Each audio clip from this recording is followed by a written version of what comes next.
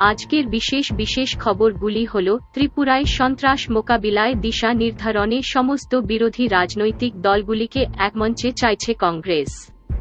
নির্বাচনী কৌশল নয়, শুধুই সন্ত্রাস ইস্যুতে বিরোধীদের সাথে বৈঠকের ডাক দিয়েছেন কংগ্রেসের জয়ী প্রার্থী সুদীপ রায় বর্মন। তার দাবি, ত্রিপুরায় গণতান্ত্রিক অধিকার খর্ব করা হচ্ছে, গণতন্ত্র পুনরুদ্ধারে একজোট হতেই হবে। কাল সাংবাদিক সম্মেলনে সুদীপ বাবু বলেন, ত্রিপুরায় একদলীয় শাসন কায়েম হয়েছে, গণতান্ত্রিক অধিকার খর্ব করা হচ্ছে, ফলে এই পরিস্থিতি মোকাবিলায় পথ খুঁজে বের করতে হবে। তার দাবি, উপনির্বাচনে ৮ টাউন বড়দোয়ালি কেন্দ্রে রিগিং না হলে ফলাফল কংগ্রেস পক্ষে যাওয়া নিশ্চিত ছিল তার বক্তব্য। সন্ত্রাস ইস্যুতে খুব শীঘ্রই সমস্ত বিরোধীদের সাথে আলোচনার প্রয়োজনীয়তা দেখা দিয়েছে। ওই পরিস্থিতি মোকাবিলায় দিশা নির্ধারণে বৈঠক করতে হবে, সকলে সম্মিলিতভাবে গণতন্ত্র বাঁচাতে হবে আবেদন রাখেন তিনি। আগরতলায় কংগ্রেস দলের প্রার্থী শ্রী সুদীপ রায় বর্মনের প্রচণ্ড বিজয়ের পর কংগ্রেস ভবনে নির্বোধ হামলা এবং বিজেপি গুন্ডাদের দ্বারা ত্রিপুরার পিসিসি সভাপতি শ্রী বিরাজিত সিনহা এবং অন্যান্য কংগ্রেস কর্মীদের উপর নৃশংস হামলার তীব্র নিন্দা করে ভারতীয় জাতীয় কংগ্রেস।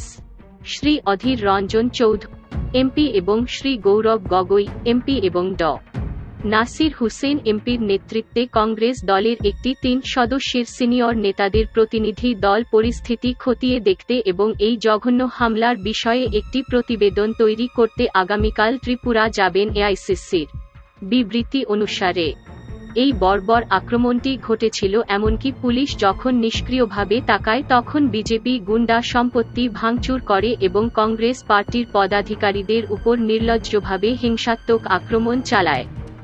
এআইসিসি প্রেস নোটে বলা হয়েছে যে এটি অত্যন্ত লজ্জাজনক যে পুলিশ নীরব এবং জড়িত দর্শকের মতো দাঁড়িয়েছিল যখন গুন্ডারা অফিসে ঢুকেছিল এবং টিপিসিসির পদাধিকারীদের আক্রমণ করেছিল। এআইসিসি প্রেস নোটে আরও বলা হয়েছে যে বিজেপির গুন্ডারা অবাধে রড ও লাঠি নিয়ে ঘুরে বেড়াচ্ছে এবং অফিসের ভিতরে ঢিল ছুঁড়েছে। হামলার পর পিসিসি সভাপতি আহত হয়েছেন এবং হাসপাতালে ভর্তি রয়েছেন। আগরতলা বিধানসভা আসনের জন্য মর্যাদাপূর্ণ উপনির্বাচনে কংগ্রেস পার্টির প্রার্থী শ্রী সুদীপ রায় বর্মন বিজয়ী হওয়ার পরে এই নিষ্ঠুর কাজটি ঘটেছিল। এর আগে বিজেপির গুন্ডারা শ্রী বর্মনকে নির্দয়ভাবে আক্রমণ করেছিল এবং তিনি গুরুতর আহত হয়েছেন। মরিয়া বিজেপি জনগণের রায় মেনে নিতে অক্ষম এবং তারা আবারও তাদের গুন্ডাদের ছেড়ে দিচ্ছে কংগ্রেস অফিস এবং পদাধিকারীদের আক্রমণ করতে। এআইসিসি বিজেপি সভাপতি শ্রী জেপি নাড্ডার কাছ থেকে ক্ষমা চাওয়ার দাবি এবং কেন এই হামলাগুলি ঘটেছে তা নিয়ে স্বরাষ্ট্রমন্ত্রী শ্রী অমিত শাহের তদন্তের দাবি জানিয়েছে রাজ্য সরকার। আইনশৃঙ্খলা সামলাতে না পারলে রাষ্ট্রপতি শাসনের প্রয়োজন হবে। এআইসিসি কর্তৃপক্ষকে দোষীদের বিরুদ্ধে কঠোর ব্যবস্থা নেওয়ার এবং কংগ্রেস পার্টি অফিস ও পদাধিকারীদের নিরাপত্তা নিশ্চিত করার আহ্বান জানিয়েছে।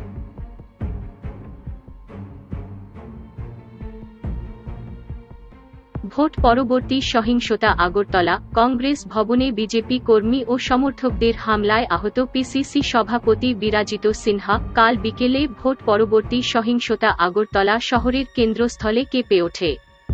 কারণ বিজেপি কর্মী ও সমর্থকদের একটি বড় দল কংগ্রেস ভবনে ব্যাপক হামলা চালায় এবং অন্যান্য কর্মীদের আহত করার পাশাপাশি তাকে গুরুতর আহত করে এবং সামনে পার্ক করা সমস্ত মোটর বাইক ধ্বংস করে।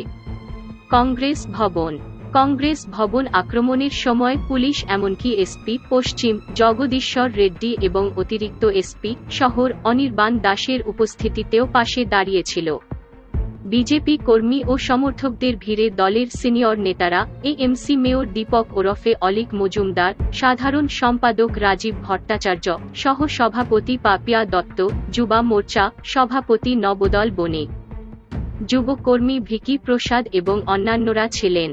প্রত্যক্ষদর্শীরা জানিয়েছেন যে দুপুর 1টার দিকে পোস্ট অফিস চৌমুহনীর কাছে সিংপাড়া এলাকায় ঝামেলা শুরু হয়েছিল।